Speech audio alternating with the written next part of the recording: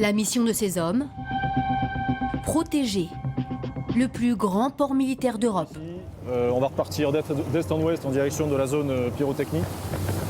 C'est d'occuper le plan d'eau toute l'année, chaque jour, H24, de 7 jours sur 7, pour assurer une présence d'eau, une présence sur le plan d'eau afin de dissuader notamment les navires civils, les bateaux civils qui pourraient essayer de rentrer sur le plan d'eau militaire. En moins de quelques secondes, l'embarcation des fusiliers marins peut atteindre 40 nœuds, soit 70 km/h, ce qui permet d'intercepter tout navire qui pourrait être hostile dans la base de Toulon. Une zone sous haute surveillance, car la base navale de Toulon est le port d'attache du porte-avions Charles de Gaulle, mais aussi de 6 sous-marins nucléaires d'attaque. Tous les matins, les marins passent par cette porte pour entrer sur la base. 10 000 véhicules par jour. Vigilance extrême. Personne ne peut pénétrer sans autorisation. Le tour du véhicule pour s'il n'y a pas de charge sous le véhicule également. Il y en a d'autres de barrières. Si on veut accéder aux zones les plus sensibles d'un sous-marin ou du porte-avions, il y a 4 contrôles à prévoir. 24 000 personnes travaillent chaque jour sur la base. 30 km de route, des bus, des vélos, une ville dans la ville. Et on trouve de tout. Des marins, évidemment, mais aussi des civils. 4 restaurants, des distributeurs à pizza. Bonjour. Et un pressing. Je voudrais déposer ma vareuse, s'il vous plaît. Mais aussi un service postal ou encore des immenses entrepôts de vivres. Les boîtages pour tout ce qui est légumes, les congelés. Exceptionnellement, nous avons pu visiter les coulisses de ce centre de stockage. C'est ici que sont conservés les vivres avant de partir dans les sous-marins. On appelle ça une trentaine et c'est constituer un menu pour 75 personnes pendant 30 jours. Le défi, c'est d'avoir un maximum d'articles dans un minimum de place. Les navires doivent pouvoir être ravitaillés à tout moment. Si quelque chose se passe sur la planète, il faut que les bateaux français puissent appareiller rapidement. Et c'est un défi, car 70% de la flotte française est regroupée ici, à Toulon.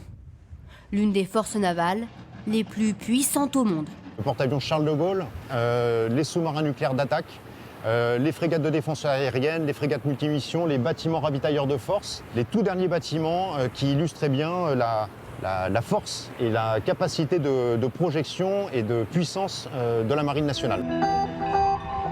Si la plus grande base d'Europe s'est installée ici, il y a 4 siècles, c'est grâce à son emplacement stratégique. Toulon a cet avantage qu'on a la haute mer avec l'entrée d'une grande rade et qui permet en fait par ce seul passage, la grande passe, de rentrer dans un port très protégé. Et au-dessus de la ville, nous avons tous les éléments, les montagnes qui vont un peu cerner tout cet ensemble. Et il n'y a aucun autre moyen d'accéder dans le port militaire que par cette grande passe.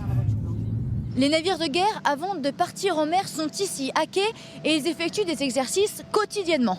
Aujourd'hui, nous montons à bord de la frégate Lafayette. Ce bâtiment peut être déployé à tout moment, partout dans le monde. Pour point à point, nous avons actuellement un sinistre confirmé.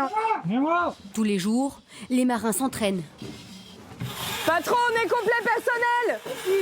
Un feu vient de se déclarer. Ça, on est bon, Oxy Cooper, on est bon. Dans ces couloirs étroits, difficile de se déplacer. Faire glisser les lances à eau et passer l'extincteur par les trappes jusqu'au feu. On est beaucoup dans un endroit pas mal restreint, qu'on doit s'entraîner à être le plus efficace, à éteindre le feu au plus vite. Opération terminée. DDLDDI, feu maîtrisé, bonne évacuation des fumées. S'entraîner, se préparer. Marine nationale, monte tes mains! Tout le temps et partout. Sur cette base, qui est un labyrinthe, aux recoins secrets. Regarde devant toi! Aujourd'hui, l'exercice, se parer à une intrusion sur le site. Il a un homme! Contact avant! Tout est millimétré.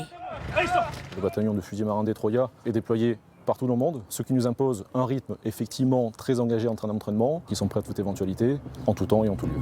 La base de Toulon se prépare à un nouveau défi, accueillir le nouveau porte-avions français qui doit être mis en service en 2038.